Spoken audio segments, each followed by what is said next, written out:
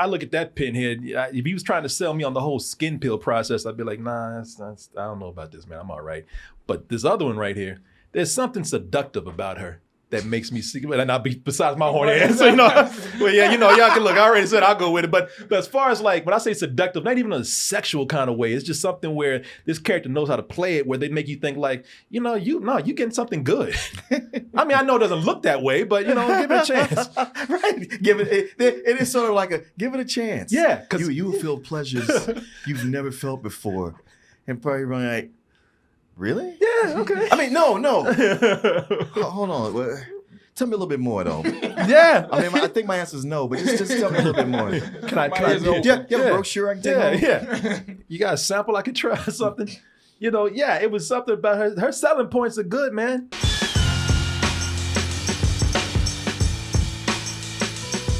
Double Toasted live in Las Vegas is coming up very soon and tickets are selling fast. So get your tickets now by going to x1entertainment.com/double-toasted and join us for a night of comedy, music, games, and our after party. And we'll see you there soon. So folks, we have, they're remaking everything. Yeah. I'm telling you, if you have something that you're close to, you're very protective of, you might as well just go ahead and send it out in the world. Yeah, be trying to hold on to it. Yeah, because somebody gonna get to it. And they finally got your boy. Pull one of the pins. Come here. Pinhead. Back in 1987, Pinhead became very quickly a iconic horror character. Some people said, they couldn't figure out what he even was, man. He's gone beyond just horror. He's not a slasher. He's not a monster. No, man. He's heightened horror in a way of the most grotesque kind. And that is in the movie Hellraiser from 1987. And that's why people in 2022 are saying, cool, why don't you leave it the hell alone? Because listen. Now y'all know we just can't do things back like they did in 1987. That was a different time. It was a little dirtier back then. It was a little edgier back then. Now y'all got all this CG today, and plus y'all ain't got nothing to say. And it's a classic. It also falls in that category of they made a whole bunch of really bad sequels to it. Yeah, there you go. It ain't like Halloween where they came back and that somehow made another one that was cool. But they're trying now. They are trying. They said that is what we're trying to do right here. I mean, your boy Mike out there, he doing it. You didn't see his last movie, did you? He did it once. He did it one time. Yeah, he got another one coming out. We'll see. But hey, if Mike can do it, we can too. And maybe old Pinhead could do it better. Now we got this new one in 2022 for the kids out there, Martin. Ain't nobody trying to mess that old ass Pinhead. So, I don't know. Can these kids handle it? I don't know, man. But that's the thing about that old Pinhead, man. For one, he old, so that that's Boomer Pinhead. You don't know him. Yeah. Nobody want to mess with old Boomer head over here. And if he's an old Boomer head, then he's probably homophobic too. Probably don't like the gays or nothing. So that's a big start right here. First of all, we got that new trans Pinhead right. Oh, completely androgynous. Yeah, we got a new trans head over here. So that's a start right there. So this is not just a remake. This is progressive, right here. Sure. Yeah, this is open-minded, man. This is not a Hellraiser that anybody wants. It's a Hellraiser people need, Martin. A Hellraiser that reflects the time. Exactly. Take your homophobia somewhere else, Pinhead. Everybody says they don't like a reboot or a remake until they get a good reboot or a remake. Is that what we're getting here with Hellraiser 2022 that you can watch now on Hulu? Or at least soon, coming up soon on Hulu. Hulu. Let's go ahead. That one. You went through every animal. At first you were a dog. Combining animals. Then you turned to a bird.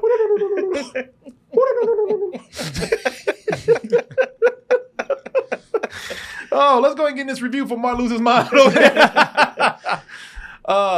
Hellraiser 2022. We'll be back with our review. So if I solve it, do I get a prize? I do. Now, see, when he smiles like that, that's when you get the f- out of there. Exactly. I know, right? Yeah. Well, honestly, don't be there in the first place. Yeah. Yeah, that's true. But Yeah. you know, I understand the situation that got him there. But I the mean, minute some dude like that shows up, I'm like, Yeah. all right, Well, I gotta go. If that situation gets you, if that situation gets you there, your life anyway. Yeah.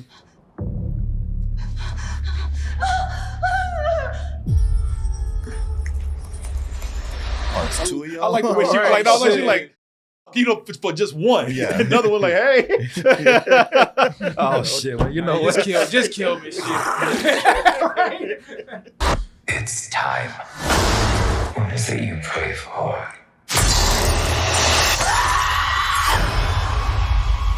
So it's a remake, reboot, whatever. I don't know. But being that it is one of those things, we'll go with remake. Honestly, this feels like those remakes that are just not necessary. You know, like this one. What kind of suit is this? It's not a suit. It's you. What the hell did you do to me? You know, that's that so-called new and improved RoboCop, or even your boy right here.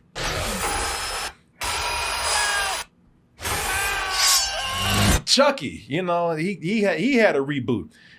And all, you know, those things are cool, but ain't nothing like that old-fashioned RoboCop. Ain't nothing like that old-fashioned Chucky right there. You know, and that's just for me, you know, because with these movies, the reason why I brought these examples up, because for me, you know, some people love these, some people hate them. For me, you know, they're not bad. You know, they tried some things. They were interesting. They were all right. But you know, I'm sorry, your big brother's just still cooler than you.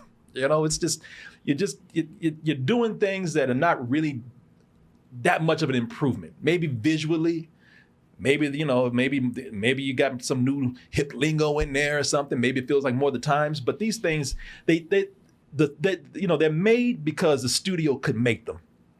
Also, this feels a little toned down from the original. Because I'm going to try to tell the people this from the point of view of those who are new to Hellraiser and those who remember Hellraiser. I'm not a huge Hellraiser fan. I saw Hellraiser years ago. And it used to always be on HBO when I was a kid. I think I saw it once, and I enjoyed it enough, but it didn't stick with me. I never rewatched it. I never had that like, I want to see this again. Well, shit, I was a kid and saw a man get ripped apart by chains. I was like, yeah, it left a big impression on me. Yeah. I like it. Like, there are people out there who are rabid fans of my man being one of them. I'm surprised you like that. Now, this man back here, he don't like Harry Potter, but Pinhead, he's like, oh yeah, that's my boy. I've seen every movie except for the last two. Well, I heard terrible one. there's like 1 and 2. I've seen those, and then I didn't even bother with the rest of them, and I haven't seen these in years. You know, because after the 2, I hear they're terrible. But for those who have seen the original, you know, I think it's toned down from the original. I think it's not as edgy or outspoken or as gory. Again, there's you know, there's a message in the movie that seems to be lost. And when I say message, I'm not talking about a big social thing, but you know, there's a theme in that movie that's not as you know, I guess outspoken here. And I think for fans of the original, they're going to feel that one being toned down, because the first one was even kind of sleazy in a way.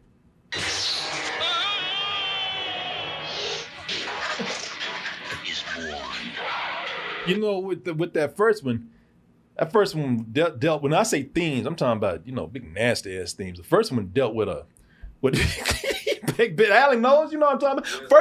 First one opens up with a freak, a sex freak, man. Kind of almost an addict, a deviant, man.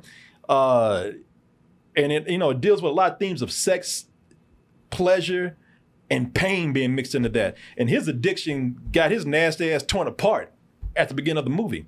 Oh, so he had it coming. No, I wouldn't say that, man. You know, dude just trying to. Yeah, don't kink shame. Yeah, dude just trying to jack off. That's what, you know, he didn't have to have his dick ripped off by a chain or something, man. But They would have gone there eventually, though. yeah, yeah. But he's a freak, man. A little nasty ass. He got torn apart by chains because he was such a freak that he was trying to find a new heightened level of pleasure. I believe. I haven't seen this in a while, but I knew that at one of the things in the movie was his brother and his sister-in-law moved back home. Turns out, I guess, you know, he had sex with the sister-in-law at one time, and he's so torn apart that he's trying to get the his old side piece, you know, to lure man back to the house so that they can get torn apart and he can get put back together. It was like I said, it was just an edge to that movie and this whole message of pleasure, pain, and sex that they pushed in those films. And I don't think you're getting the same kind of thing here, man. You know, this one feels more like a teen slasher flick. You know, the cast is younger, and it seems like the younger your cast is, the more drama they bring in. Oh, some nonsense. I mean, this is for this one. This deals with a girl named Riley, who's played by, I'm gonna look up her name here, Odessa Azion. And I think she dated did she date Will Smith's son? Jaden. Did she date Jaden at one time? Shit, that's hell enough right there. Yeah, she's like, Hellraiser ain't nothing. Yeah, I can take this. The Cenobites be like, you've suffered enough. There's nothing we can do to you. But I didn't roll. I'm sorry about rolling. I'm not trying to talk shit about Jaden Smith, not at all. But so in the movie, you know, the edge that we have here. So we kind of traded off the themes of sex and pleasure and pain. This time we're dealing with addiction, and I don't even think we're dealing with it that strong. So we're dealing with addiction. You know, O'Reilly is a recovering junkie, and what's the drama here? Her boyfriend, her brother hates her boyfriend, and so they scream about it. You know, and that's kind of that is probably the edgiest and biggest theme in the movie, besides the gore that comes up later. But I think her addiction is not even played up that well in the movie. I think, you know, and again, that's me. Martin might think different, who I'm going to talk to him about this in a little bit. I'm going to hand it off to him. You know, I think her addiction could have played more into the power of the puzzle box, which is called the Lemmerchand box? Lament configuration. Yeah, but in here they have like 3 different ones. They switch it up. Yeah. And so, you know, I mean, listen, that could have been a good trade-off to talk about addiction and how addiction gets your ass in trouble. Because, you know, that's the devil, he plays and hell plays on addiction. He like get you to sign contracts so you get your pleasures and your kinks and your desires. So, you know, for me, that was something that wasn't played up enough, I don't think, because so this chose to play it more like a straight horror film, which for some people that might not be a bad thing. You know, it could still be entertaining, but you know, I see how Martin feels about this, since you don't even remember too much about the first. I know I'm kind of hating you right now because I really like this movie, but you brought up enough things to make me go, I need to reassess how I feel about it. No. Legitimate things. Like, I'm not so much looking at it like, oh, it could have been this, it could have been that. But I was like, well, the first movie didn't really stick with me, and I know it's supposed to be about, you know, more like sexual addiction or just going over the deep end with that. And some of that's here, but it's just been so long since I watched the original, I didn't really realize or think about how much it was there before. Because that is a thing where, like, well, this touches on it, but it's for a modern audience, and it's a Disney property. Even like it coming to us on the Disney download site. I was like, is this right? How are they going to do this? So going into it with that in mind, I was like, okay, they go a lot harder than I expect them to. I was like, it's Hellraiser, man. You can't nerf this too much because then it won't even make any sense. I like a lot of the change they've made, where the Cenobites they've upgraded them where they are more not just they're more androgynous, but like the original Cenobites, they were all into leather. It's all about the BDSM, but that's so commonplace now. They've stepped it up to where it's like, well, rather than us wearing leather, our skin is just cut like leather and drawn, and just the designs on them. And when the chains come and are pulling on people, the actors, they really show pain. Like I was watching, I was like, God damn, I am feeling this. Goran Vishnik, who plays the rich guy who's luring them in, he's almost a little campy with it, which is just kind of fun. But you know, like all the sexual stuff is mostly with him. Now, the thing I do agree with is that, yeah, they make it more on that teen slasher level. Yeah. Which is not my favorite thing, but I get it. I was like, well, okay, these are the movies that everybody's into. If you're going to redo this, why not tailor it to a modern audience? But the problem is they are, that watching it, even as much as I was enjoying it, I was like, the thing where this falls for me is that the characters are too much like slasher movie characters, where they're annoying young people. Yes. And the actors aren't very good. Like the characters are like, I don't feel anything. Like, I'm not rooting for you to get out of this. I'm waiting for you to do more stuff so we can get the cool Cenobites on. And yeah, with Riley and her brother, I was like, this actor's really actually kind of terrible. Actors didn't even make me upset. It's their characters, man. I mean, when we talk about like characters from a slasher movie, they're there just to run or be killed or give exposition.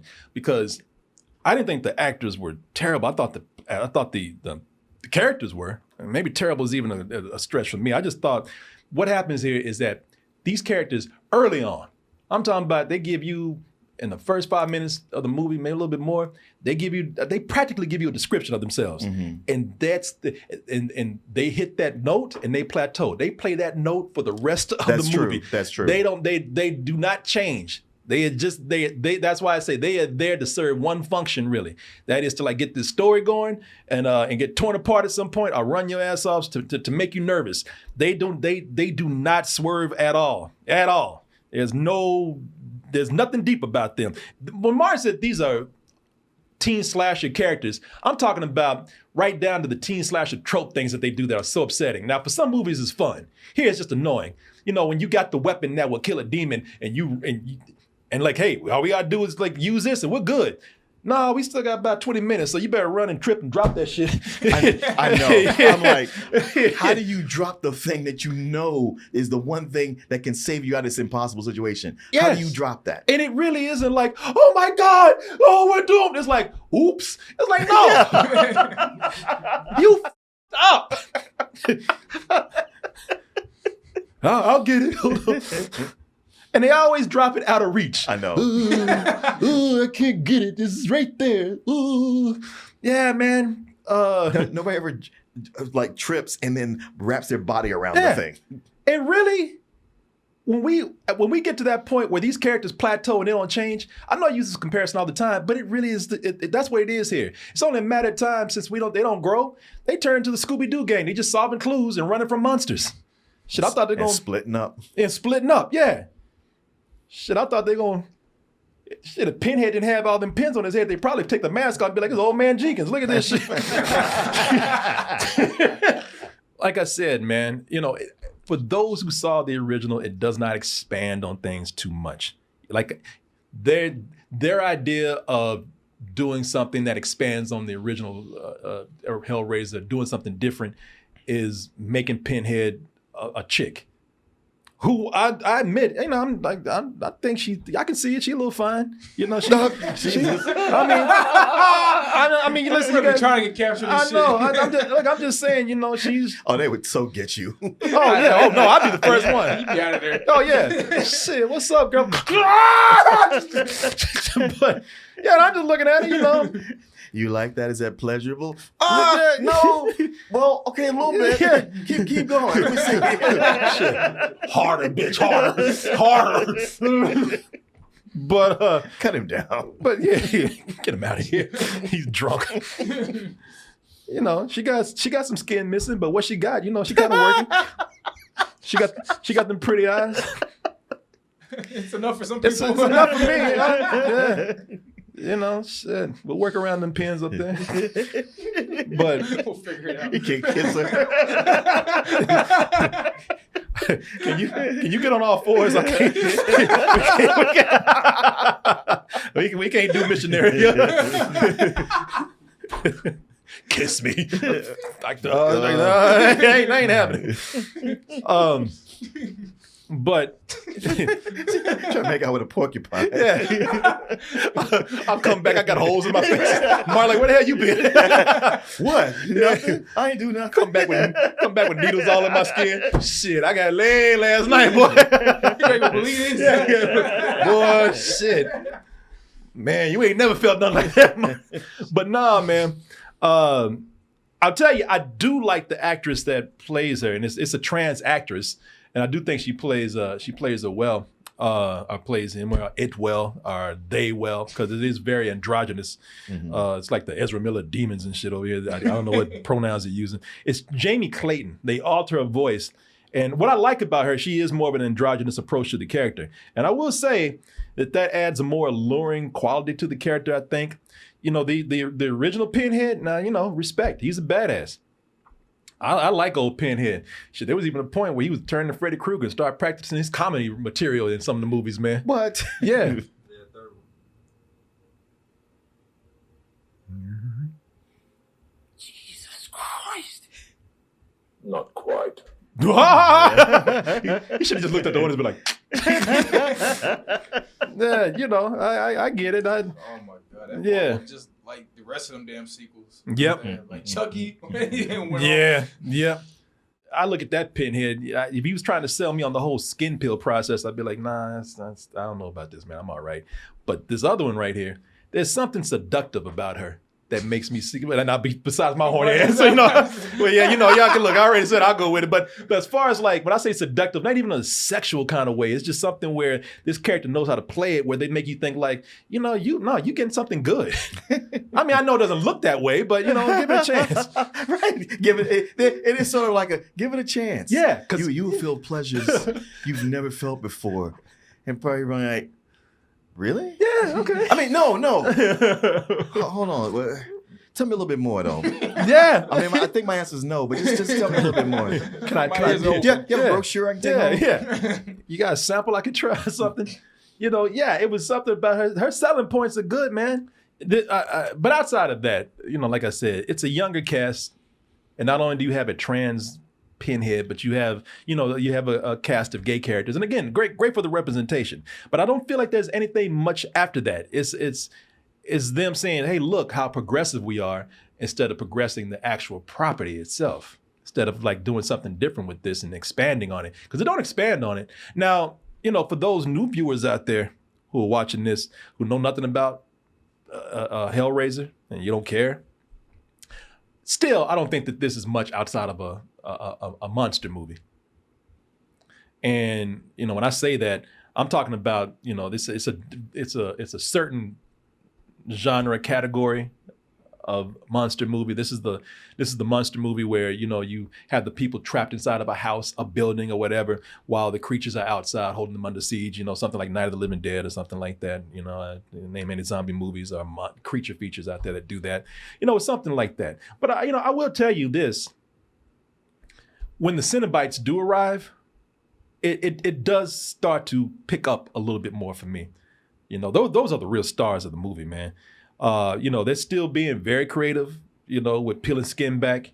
And the thing is, they do kind of origami with the skin flaps. You know, they make a hat out of it. Or they got one chick, she made a bonnet out of her skin. You know, it's like a paper hat or something. So, you know, they got some cool designs in here. And Martin, you mentioned this, but I was going to mention this too. It's still, I don't know, it's different. It depends on what you're looking for. It's different. I still think that the bondage Cenobites, the ones that were in the S&M leather, I still think that was a little cooler. You know, but again, because that played on the theme of sex and pleasure and pain and whatnot. But as I told you, along with that, with this being a monster movie, you still got those monster movie tropes in there. We tell you about the chick falling, dropping things. You know, there's they got twists in here that you've seen in these types of movies. Snarling villains. You know, it's nothing too much outside of that. It's fun. I would say that it can get fun, but again, on a very simple level. I don't think it has anywhere near the complexities of the original, and I think it could use that because it feels just kind of plain, but you know, not in a bad way. Perfect for Halloween coming up. They got great gore at the end. I mean, that's the thing that you got to keep with Hellraiser. You know, you got to be pulling some skin back, And so they do keep that in there. People being flayed alive and, skin being, torn apart from certain parts of their body. That's still in there. So, it's perfect for a streaming service, is what I think. Halloween is right around the corner. It fits the mood. It fits the occasion. It fits the season. And it's not totally devoid of any kind of entertainment at all. It's you can have fun with this when you watch it. I'll give it a rental, man. It's a pretty decent rental. Nothing I would, with the horror that we're given today, I think there's a lot better out there. There's nothing I would rush to see unless you're just a very curious Hellraiser fan. But it's still cool. So yeah, it's an all right rental. Every time the Cenobite showed up and I heard those chains rattling, knowing they're gonna hook somebody, I got jumpy. I was just like, oh shit, I was hoping you're gonna get out of this. And the way the people scream, they sold it. You're right. This is gonna work well for people who haven't seen or don't remember the original Hellraiser. I think it carries over enough elements to, if you haven't seen anything like it, because you think about not so much was it elevated horror or boutique horror, whatever they want to call it? Not so much those, but say horror movies outside of the ones, especially the ones we've had this year. They've been kind of like, there's a scary element, but they don't do a lot of shit. Yeah. And this one is different than those. It might carry over a whole bunch of tropes, but at the same time, just visually, it's still different than what's been on the landscape since that Hellraiser. It's going into new territory. There's so many ways it could have been where it would have worked better for me or us. For a new audience, I was like, you know what, this is work. It's introducing them to this. It's not always everything it could be, but it's not really sloppy either. There's even been some, like you look at the last Candyman movie, as much as we like stuff about it, it was pretty sloppy. Yeah. And this isn't that. And it's got a movement to it. And it's, when the Cenobites come on, it's very visual. I was like, you know what? I was watching it at home on my TV, and I was like, I would like to see this on the big screen. But being that, it's on Hulu, so there you go. But I don't know. I saw it as more of a low matinee. I will only disagree with you on one thing. Because I think, again, because I see everything you're talking about. I don't think Disney's cutting back on anything because they're Disney. Because Disney that's why they got different divisions. Yeah. The 20th Century Fox and everything. I just feel not so much like, well, it's Disney, it's Mickey Mouse, but more of like, we're a corporation and we ain't trying to get too much controversy going at us. Yeah. Like not that we can't show it at all, but we just can't. Because if you do something as sexual as the original Hellraiser, you're gonna get people just up in arms about it in the wrong way. I don't believe that. Just people just seem like they can't handle sex anymore. I don't think the original Hellraiser had anything that was that explicit. They touched on it as a theme. They didn't do it like Blonde or something where it was damn near NC-17. Sure. No, I know it's not so in your face, but you don't even get much, like say somebody who in the original who masturbates all the time and has like somebody that sexual about other people.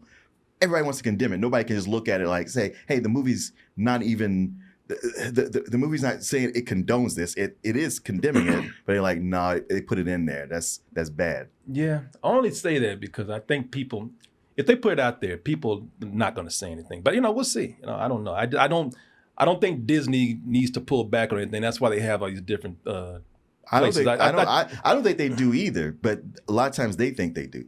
Yeah. We'll see. Time will tell. There you go. Yeah, somebody even said it. Yeah, there wasn't even any real nudity in the first Hellraiser. Mm-hmm. So it's just a lot of it. Reason why shit worked is because a lot of it was alluded to. Sure. You knew genitals were being pulled apart and everything. They didn't really show all that much. But hey,